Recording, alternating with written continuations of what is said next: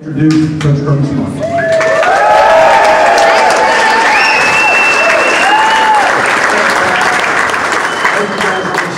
Odd sign. Pretty warm out there today. First thing I want to say is thank you. And every time I see this group, I know I saw a couple years ago right out there on those steps. Each year we've had this event, it's grown. It's gotten bigger and bigger and bigger, and it continues to get bigger. I want to say thank you first for coming out to this. It's a tremendous honor to have more people here. Our players like having you guys here. We love having you for one of the scrimmages that's not really open to the general fan base. So thank you for that. Thank you for your financial support, okay? We cannot run the caliber of program that you guys want and I want and our staff wants without this group of people. It means a tremendous amount to the University of Georgia. I have been waiting and wanting all my life to get back here, and the groundswell of support we've had from this group has made a difference. Now, as you look and you read and you see what other people around us are doing, and you read the paper and you see the numbers and the commitment they have to facilities, they are doing that because as we raise the bar, they're trying to stay a step ahead. We have got to get more people in this group. There is no program or university in the country that should be as strong as ours. Number one, we have an elite recruiting base. Within a 5-hour radius of here, we got great players and great recruits. And that's not anything to do with me. That's not anything to do with you. That's what we've been blessed with geographically.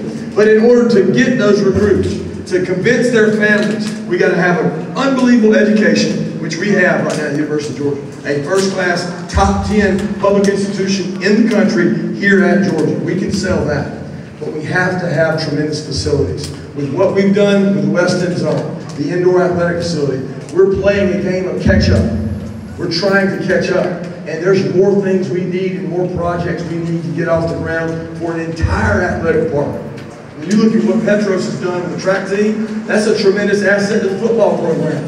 Part of the reason Tyson Campbell, if you notice anything about football today, that number 3, he made some plays out there today, that corner. And that guy comes here because he likes track.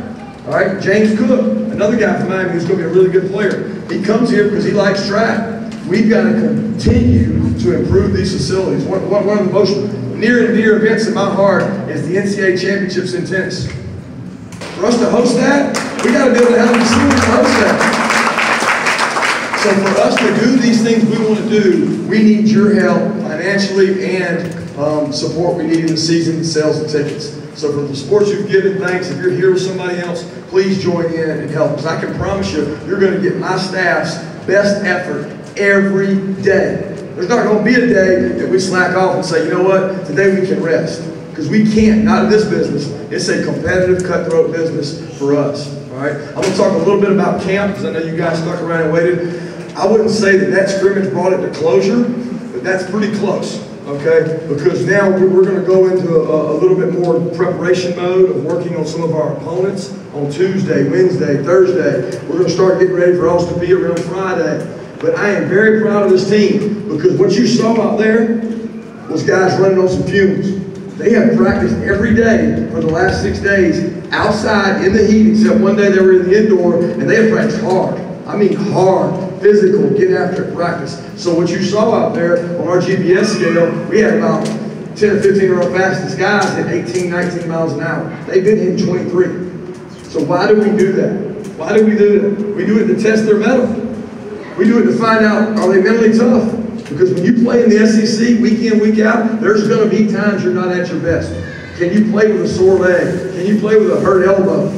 Absolutely. We have to make it tough, and we have had a tough physical camp.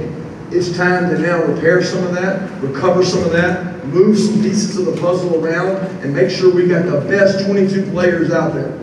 I am thrilled so far with our kicking game. And I hate saying that because I'm not the kind of guy that's always the ultimate optimist. But our kicking game, our guys have competed. We got a young punter who hit a couple bad ones today, but the last scrimmage he hit a lot of bombs. He's competing for that starting job. Rod's been very consistent. I don't know if you noticed today, but our backup kicker hit a, 51-yarder maybe? 50-yarder? He's a competitive kid that wants to get out there and get his opportunity. All right, the backs have played really hard and played well. I was not exactly enthused with either quarterback today. But those guys continue to compete. And I thought the defense played better today than they have the whole probably fall camp. They stepped up and played a little better and didn't give up as many big plays. But this team excites me because everybody wants to know, where's the leadership? That's the first question I get. Who are your leaders? Who's replacing Sonny? Who's replacing it? Right now, it's by committee. And there's a lot of guys. Riley really stands up and talks. Lamont Gallagher, Jonathan Ledbetter, J.R. Reed. There are good kids emerging on this team. We have to avoid the injury bug, okay? And we have to get every kid buying into no selfish players. We got 4 or 5 backs we've got to share load with. You know, we got 2 quarterbacks that both have different dynamics. You know, and we got to continue to do that and grow these players so that we can take this program where we want it to go. Okay, I'm going to open it up for a few questions because I've got some media coming over to me. Anybody's got anything for me? Yes, sir, right here. Yeah, Zamir, we don't know. I just saw him leave. It's already all over the internet. We're not sure. It's an opposite knee from what was injured. We'll know more later on. I have no, he's in the MRI right now. Yeah. That would be the first tough injury we've had this camp because all the other ones I think kids will come back from and be okay. I don't know on Samir. The verdict's still out there. But he's certainly a competitive piece of our puzzle. Any other questions or anybody else got anything for me? Well, y'all are a really nice group. Yeah. Demetrius Robertson? Yeah, I think he's a little dead leg, I would call it. I mean, those kids are out of gas.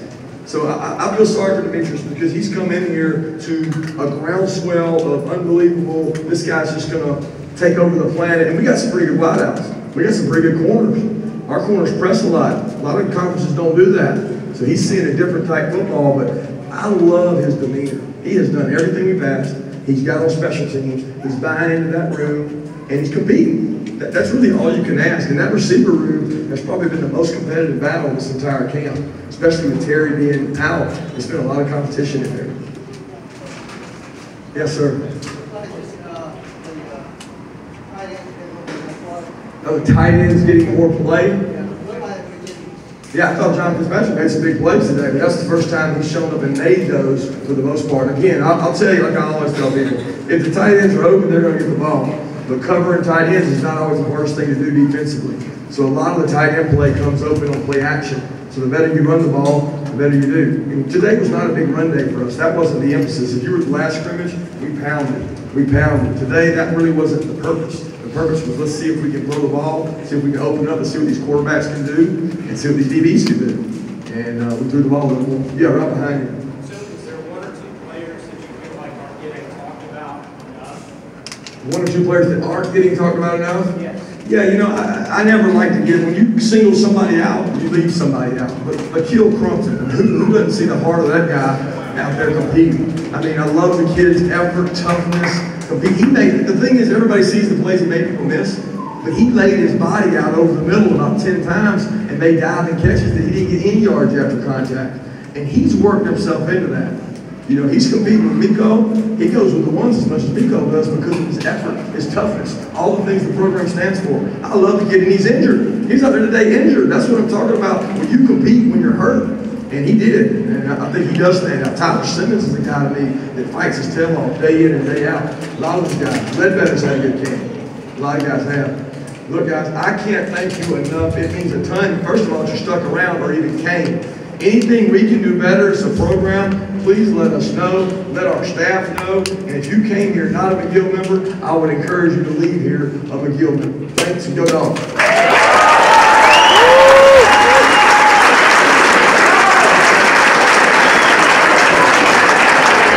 Thanks again, everybody, for coming. We got a great deal.